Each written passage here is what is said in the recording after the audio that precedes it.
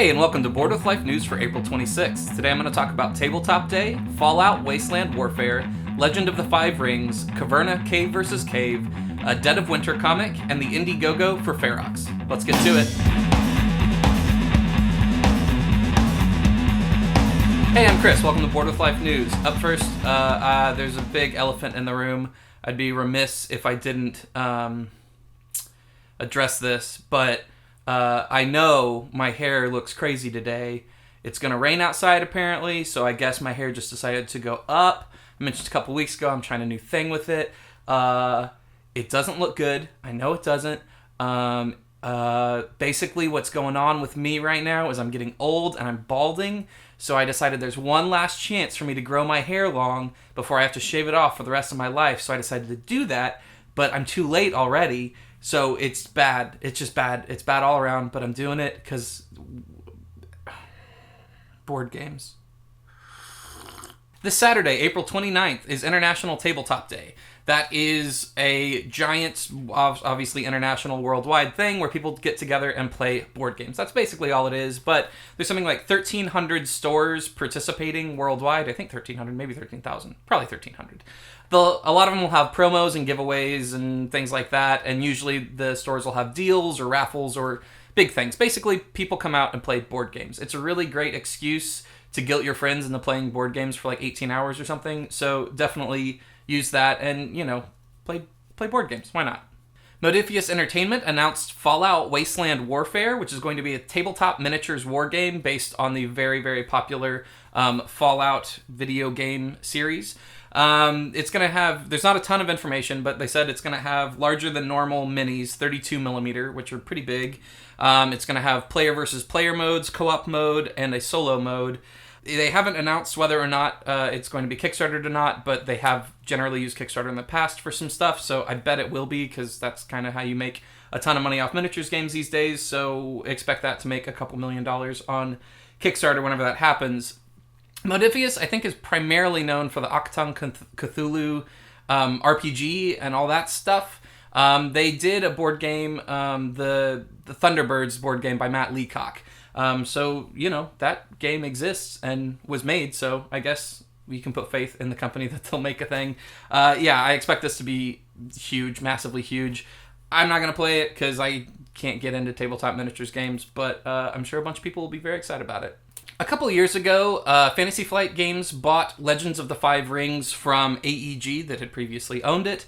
And so, to no surprise, Fantasy Flight Games is sort of re-releasing the Legend of the Five Rings collectible card game as a living card game, so it won't be collectible. It'll be like Netrunner, where you just buy each set as it comes out.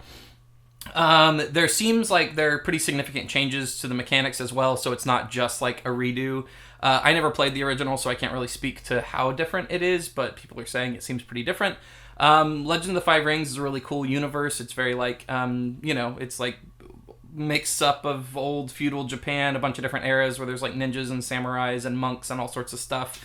So it's a cool setting, and the collectible card game was pretty well regarded, so I imagine this will do pretty well. Mayfair Games announced Caverna Cave vs. Cave. This is going to be a two-player version of Caverna, kind of a re-implementation of Caverna, the same way that they did with Agricola, All Creatures Big and Small, and Le Havre in Inland Port. I really like these they're much smaller boxes, they're much more manageable. I think this game's going to take 20 to 40 minutes, so it's a lot quicker than Caverna, but it still has a lot of the same feel of the game. And there's some of my favorite two-player games out there are these like Uwe Rosenberg redone two-player versions. I'm sure it'll have nice bits because they generally have nice bits. This is very exciting. It's supposed to be out June 2017. In the weirdest news of the week, Dead of Winter, the very popular game from Plaid Hat Games, is getting a comic adaptation from Oni Press. We have a lot of board games based off comics, but not a lot of comics based off board games, so this is interesting. Apparently the writer of the comic is a writer for Rick and Morty, so if that's any indication, which doesn't have to be, because you can just be a writer that gets hired for jobs, but I bet it is, it's going to be kind of weird and zany and maybe genre mashup, and to better illustrate how it will be genre mashup, they described the game as Walking Dead, which makes sense, meets Air Bud, the franchise about a golden retriever that plays basketball. So it seems like, based off the cover art, The main character is gonna, I think his name's Sparky. I'm not sure. The dog in Dead of Winter that's like a trained circus dog, basically. I think he was on TV shows and stuff. Seems like he's gonna be the main character in the zombie apocalypse. So definitely weird, interesting, and exciting to see board games continuing to kind of expand their footprint into like more mainstream culture. All right, this week's Kickstarter is actually not a Kickstarter at all. It's an Indiegogo campaign. Indiegogo has really been trying to kind of step up their board game presence to compete with Kickstarter because obviously people are making a ton of money. Anyways, so this is an Indiegogo campaign for the second printing of a game called Ferox. Some good friends of mine make this game, and it is very like punk rock DIY, kind of outside the mainstream. A lot like Mushroom Eaters or Cave Evil, if you're familiar with those games. The theme is basically there's some like invaders, which are like the coked out camera crew in like the late 70s or early 80s, going to like document tribes that are cannibals, and of course things go poorly. So if that kind of theme sounds interesting to you, you should definitely check out this game because it's a pretty singular thing. They also, with this campaign, have a new game called Trash Lords, which you are crust punks or gutter punks, or I don't know the differentiation between the two, but one of those or both of those. And you are digging through trash cans trying to find the necessary elements to summon the Trash Lord, which is just a possum. So they do everything in these games, from the artwork to the design to the layout. They screen print the boxes. They assemble everything. So this is a very DIY small print run. They only make, a couple hundred of each one. So it's a really cool thing that I want to see more of in the board game world. That these are very singular games that obviously don't have like a huge mass market appeal, but they do have an appeal, and that's cool that people are making these, even though, the profit margins are pretty slim on this stuff. But if that sounds interesting to you, you should definitely go check out their Indiegogo, if for no other reason than to watch their videos, because their videos are amazing and wonderful, and I'm really glad these guys exist and that they're doing this stuff. So you can get a copy of Ferox for $30 and a copy of Trash Lords for $15. So go back that if that sounds interesting to you. All right, that's the news for this week. Thanks so much for tuning in. Make sure you subscribe to this channel. Make sure you follow me on social media. I'm at Chris Bryan Games on Instagram and Twitter. And make sure you check out my Patreon because that's how I get to do this stuff. So this week's question comes from @Gray via Twitter.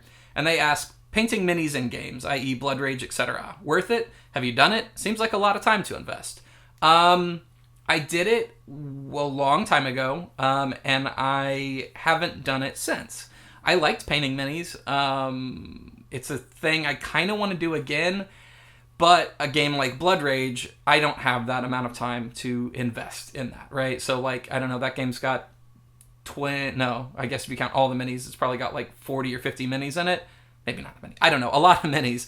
And some of them are huge and very detailed, and they're also so beautiful that I wouldn't want to do a bad job painting them. Like, I wouldn't want to just do a quick pass. I'd want them to look awesome. And so I don't have time to do that because I do things like this. Now, if I was into this hobby as much as I am, and I didn't do board game design, and I didn't do, videos like this, and I wasn't doing a bunch of other projects outside of this, I could totally see myself doing that as just kind of like a way to enjoy the hobby more. I love painted minis. I think they look awesome. I am going to paint my Flamme Rouge minis, both because, like, I absolutely love that game, as you obviously know if you watch this channel. There's only, 8 of them total, and they're really hard to distinguish. That's a huge problem with that game, is that you have 2 different types of cyclists that have 2 different movement decks, but they're the same color, and the only difference is molded on their back. There's an R or an S, but it's just molded into the plastic, so you can barely see it. And one of them's, like, sort of standing up, and the other one's squatting down. And that's the only difference, so people mess that up all the time. So I'm going to paint those so they have, like, different colored hats that match their card decks and, like, different colored bikes and stuff. But that's also just because I wouldn't do that if I didn't absolutely love that game and play it all the time.